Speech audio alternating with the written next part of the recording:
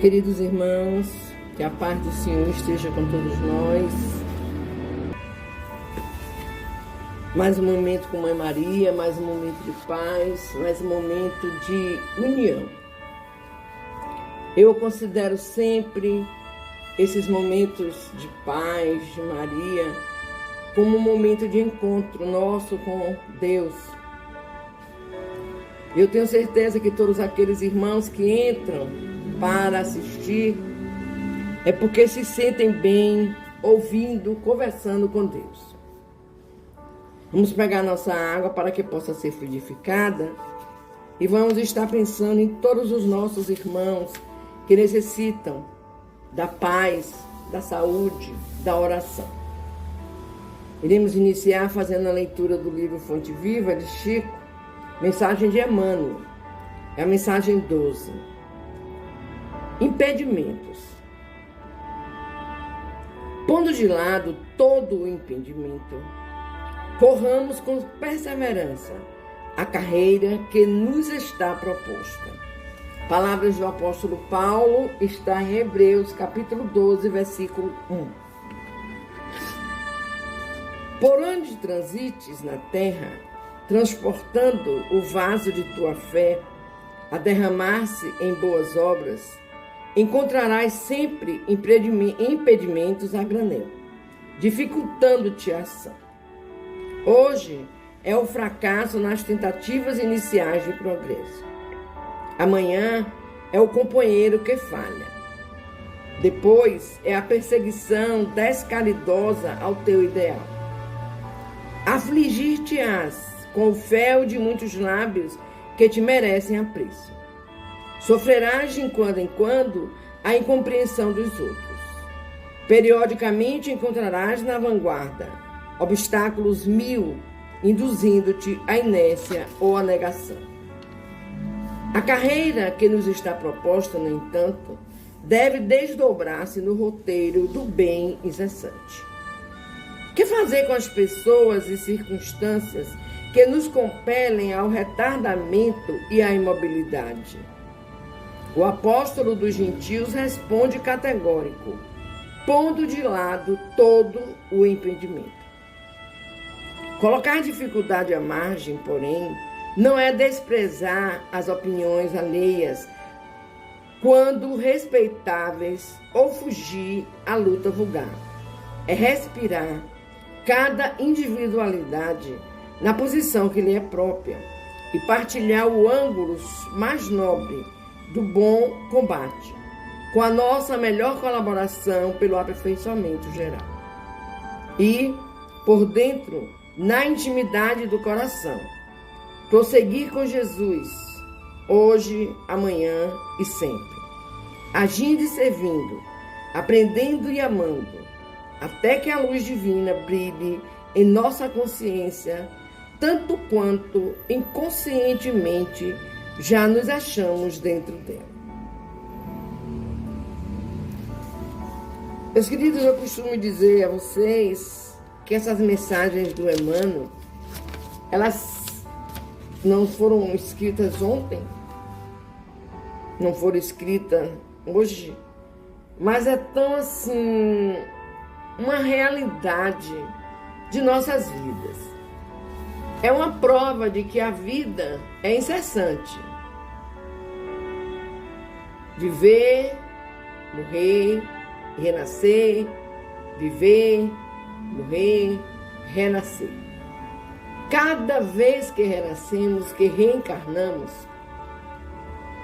trazemos os nossos propósitos, trazemos as nossas necessidades de cumprir algo que ficou para trás. E precisamos, sim, estarmos prontos. Iremos encontrar impedimentos, obstáculos. Iremos sofrer por causa disso. Mas o importante é que tenhamos a consciência de que somos filhos de Deus. Que tenhamos a consciência de estarmos sempre estudando o Evangelho de Jesus. Não se incomodem se alguém lhe chama de beato. Não se incomodem não. Mas Jesus é caminho, verdade e vida. É palavra que não deve sair dos nossos lábios nunca. O amor de Jesus.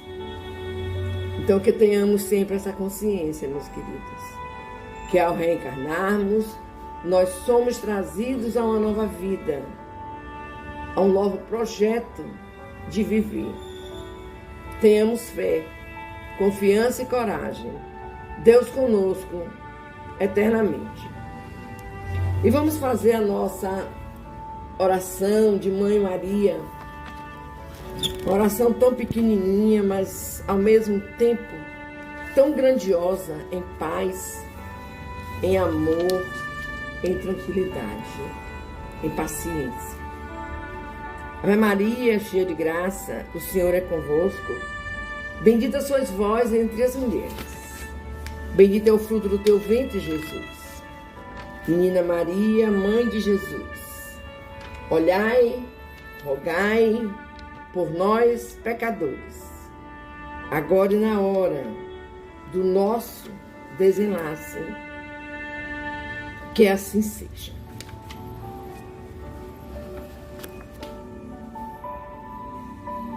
Pai, quando eu ouço esse hino, te amo, Deus, eu sinto uma paz interior muito grande. Porque eu sei que eu também sou amada por ti. E eu espero que os nossos irmãos se sintam assim, em paz, amados por ti. Que tu estejas, Senhor, confortando o coração daqueles que sofrem por uma saudade imensa de alguém que vive na pátria espiritual. Te peço pela nossa irmã Lúcia. Te peço pela nossa irmã Maria do Carmo com Laila, que precisa tanto de ti, Senhor. Tanto. E eu sei que tu estás presente na vida delas. Te peço pelo Fábio José, pelo Dimas, pelo Jonathan, pelo Neto, pelo Eduardo Costa, pela Andréia,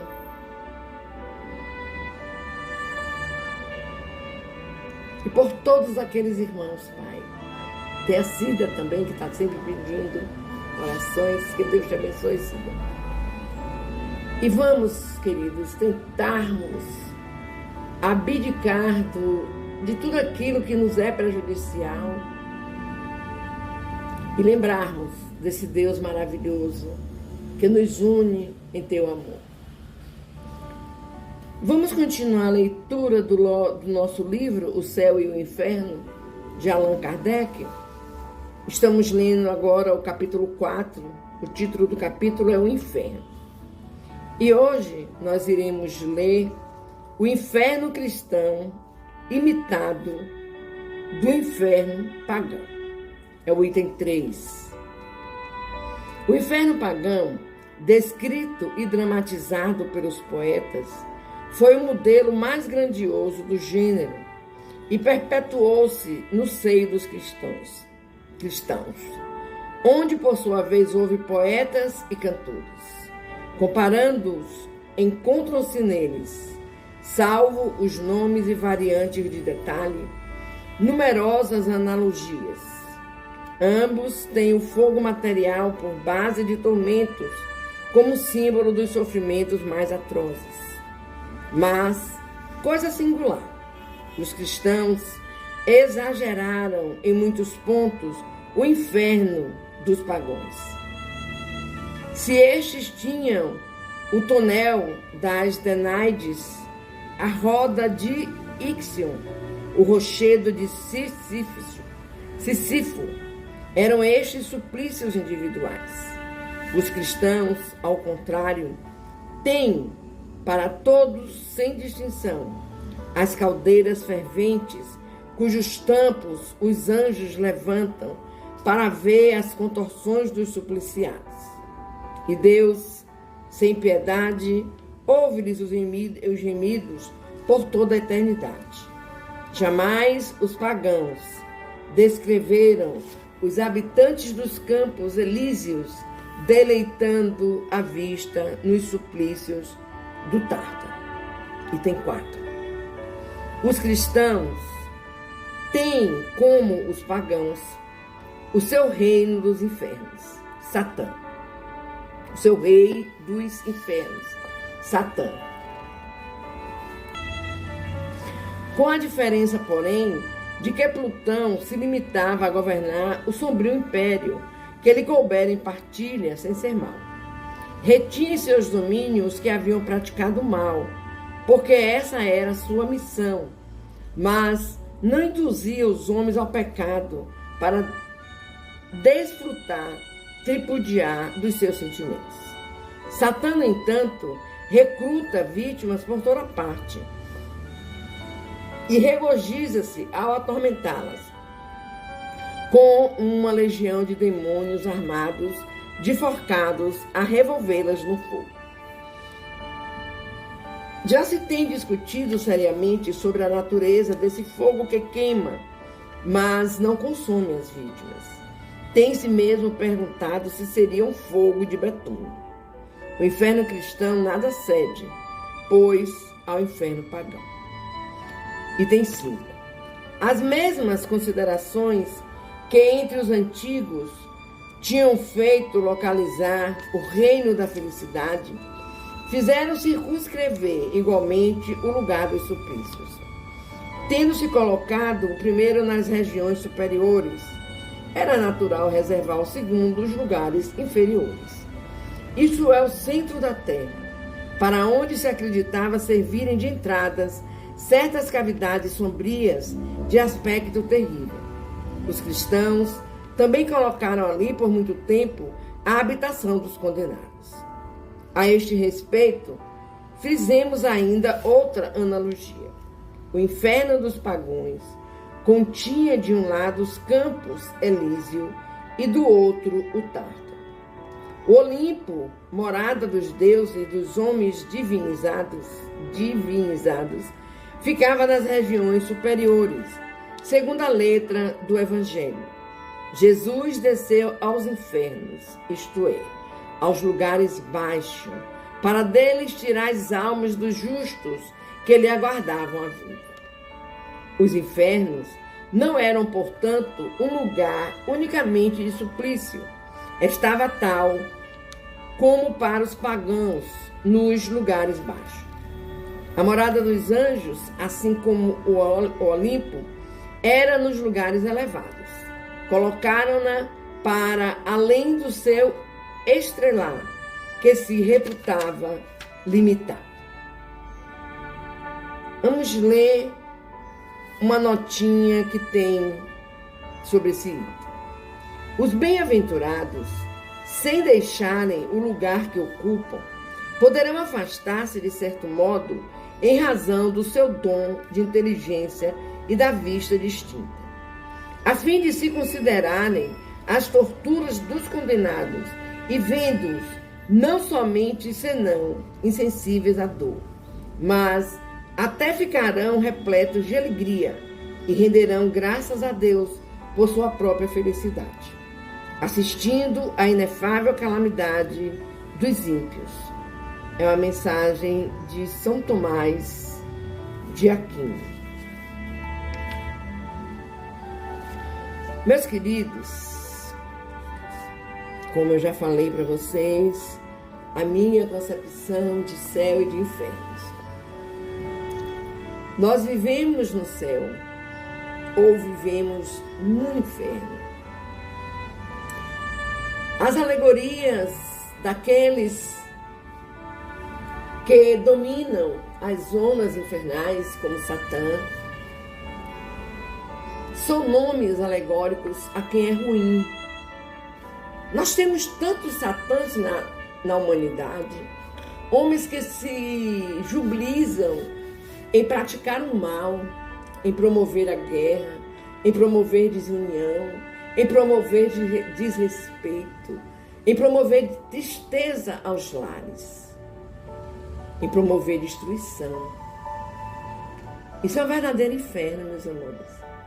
É o verdadeiro inferno que o homem, infelizmente, vive, porque não se preocupam em sentar, fazer uma reflexão, pensar em Deus Todo-Poderoso, nosso Pai amado, pensar em Jesus, o Filho de Deus, unigênito, que é aqui veio para plantar o amor.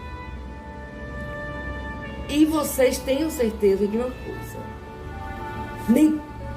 nenhum irmão nosso, ou do inferno, ou do céu, ficarão sem o abraço do Pai.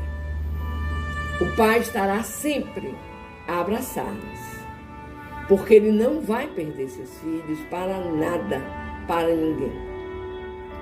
Procuremos então cultivar dentro do nosso espírito, dentro da nossa consciência, esse lado bonito que é amar a Deus sobre todas as coisas, que é amar ao próximo como a nós mesmos, que é honrar, respeitar nossos pais, que é não matar, não furtar, não cobiçar, não ser orgulhoso, não ser tirano. Coloquemos em nossas cabeças, meus irmãos, e viveremos com certeza em um céu eterno, porque nós estaremos com o nosso espírito em paz até o último momento em que estivermos respirando. Que Deus nos abençoe. Que Deus nos abençoe. E vamos fazer a nossa oração, vamos conversar com Deus. Iniciando, meus queridos, eu gostaria que todos vocês, nesse momento, abrissem as suas mãos com as palmas para cima. Se possível for, ouçam a oração, ouçam o Pai Nosso, com as mãos postas assim. E saibam que em cima das palmas de suas mãos estarão as mãos do nosso Mestre Jesus. Deus Pai, Deus de amor e bondade, em Tuas mãos colocamos as nossas vidas. Em Tuas mãos, Senhor, deixamos todas as nossas inspirações de amor, de paz, de perdão, de oração. Que tenhamos, meu Deus, sempre essa necessidade única de estarmos perto de Ti, orando, vigiando, não julgando, perdoando, nos perdoando. Que as dores, Pai, que os Teus filhos sentem, físicas, de saudade, espirituais, sejam acalmadas, sejam libertadas pelo Teu amor. Porque Tu nos fizeste a Tua imagem e semelhança, Tu nos criastes bom. Então nós precisamos lutar, precisamos orar por essa bondade, porque nós somos uma centelha divina. Tu habitas em nós. Que os lares, meu Pai querido, tenham sempre uma presença gostosa de Mãe Maria, com tanto amor, com tanta paciência, com tanta dedicação. E que cada lar, criado por Ti, programado na espiritualidade, possa, meu Deus, ter paz, estar sempre de mãos dadas, orando, orando, orando. Se alguns irmãos saírem destes lares, Senhor, em busca da escuridão da vida, que eles possam, eternamente eles possam viver para descobrirem a Tua bondade, para descobrirem que sem Ti nada somos. Sem Ti estamos perdidos, cegos, porque maior cego é aquele que não quer ver, Pai. Nos ajuda, meu Deus. Eu coloco em Tuas mãos todos os irmãos que usam dos vícios, que praticam maldades, e que em algum momento, meu Deus, eles consigam retroceder, pois eles são Teus filhos também. E vamos juntos, pedindo a espiritualidade amiga que venha fluidificar as nossas águas. Vamos fazer o Pai Nosso. Vamos fazer os nossos pedidos, ó Pai. E rendamos graças a Deus por tudo de bom que nos chega. E que possamos dizer: perdoa, Pai, os nossos pecados. Pai nosso que estás nos céus, santificado seja o Teu nome. Venha a nós o Teu reino de amor. Seja feita a Tua vontade, assim na terra como nos céus. O pão nosso de cada dia nos dai hoje e sempre. Perdoa, Pai querido, as nossas ofensas, perdoa. Assim como nós precisamos e devemos perdoar a quem nos tenha ofendido. Ó Pai, não nos deixes cair nas tentações da vida, mas livrai-nos de todo e qualquer mal. Porque Teu é o poder, Teu é o reino, Teu é a honra e a glória por toda a eternidade. Que assim seja.